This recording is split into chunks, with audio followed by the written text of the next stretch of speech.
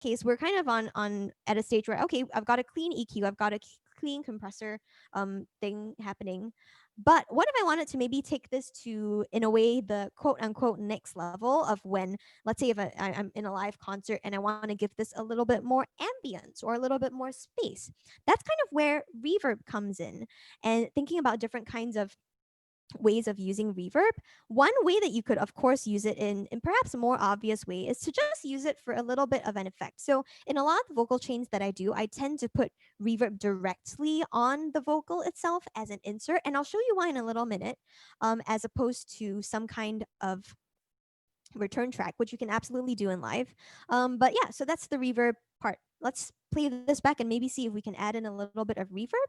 And I will also mention that this reverb hasn't been fully set up yet. So let's see what we can do with it. Say you're in love, then throw it away. Say you're in love, then throw it away. Say you're in love, then throw it So away. we're starting to have a little bit more reverb in the mix. You can kind of hear that we sound like we're in a different space. That said, though, I do feel like the reverb has a little bit too much low in it, and that's that we could do. We could address this in a couple of ways.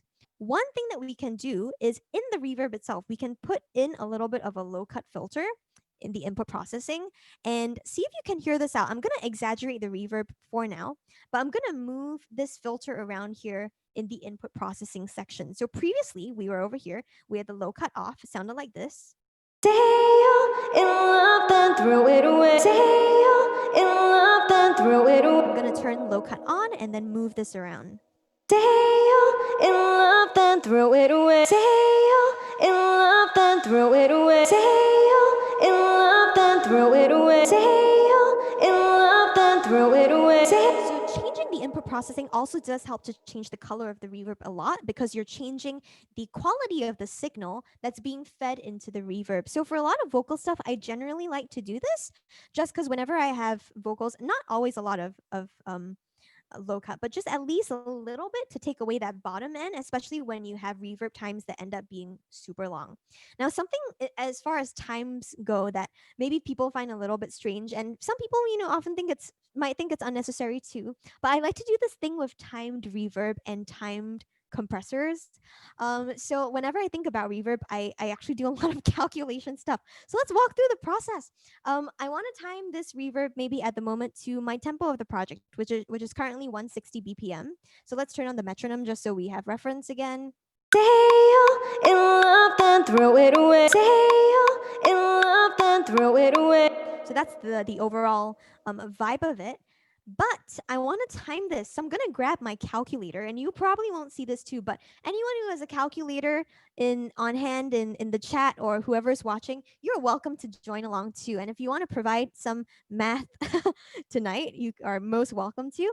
I'm going to take 60,000 divided by the BPM of the song, which is 160. And that is 375. What did I just do? 60,000 is the number of milliseconds in a minute, and the BPM of the song is the beats per minute, right? So this way, I know that the result that I'm going to get is the duration of a quarter note, which in this case is 375 milliseconds. And if I want to create some kind of reverb that maybe is a little bit more timed and could sit in a little bit better, maybe I want something that's a multiple of that. So let's times that by 4 and I get 1500. So I'm going to set this decay time to 1500. And this way, even you can experiment with this too. But if you try to up the reverb, even if you up it quite significantly, everything will sound a lot more cohesive than a reverb that might be much longer than that time, or if it's not a multiple of that number. And maybe, maybe it's just in my head. Maybe I'm all just like hallucinating or anything, but I found out that it worked pretty well. Maybe it is in my head. We'll see. So that's the reverb part of this. And we're starting to again cross into kind of like a different sort of territory for the not clean stuff. So again, EQ, compressor, reverb. You might have seen me skip one of the devices in my usual chain, and that's something that's called chorus. So usually for a lot of live vocal stuff, I actually do like putting chorusing on my voice. If you make chorusing super intense, it'll sound like this.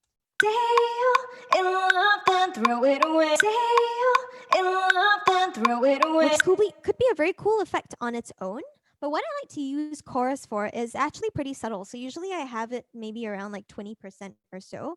And I found that having it introduced into the vocal that you're using, but controlling it so that's just a little bit actually helps to thicken it up a little bit. And maybe if you listen to this, if you're listening to this through like a laptop, maybe your speakers might not be able to show this to you, but if you're on headphones, you might be able to hear this a little bit more too. So if I I'm going to turn off the reverb as well, just so we can hear this a little bit more. But here's before chorus.